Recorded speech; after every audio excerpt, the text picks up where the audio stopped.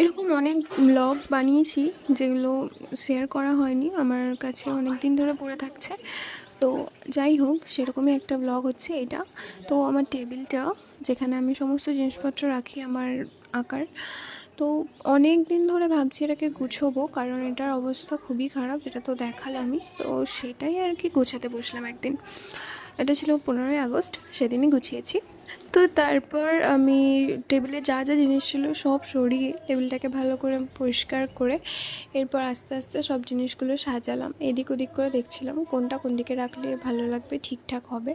তো একে একে সব কিছু অর্গানাইজ করলাম। তো যেটা হচ্ছে সমস্যা, যে অনেক জিনিস ছড়িয়ে ছিটিয়ে থাকতো বড্ড বেশি, তার জন্য এই ঝাঁপিগুলো রেখে এইগুলোর ওপরে সুন্দর করে সব কিছু সাজালাম।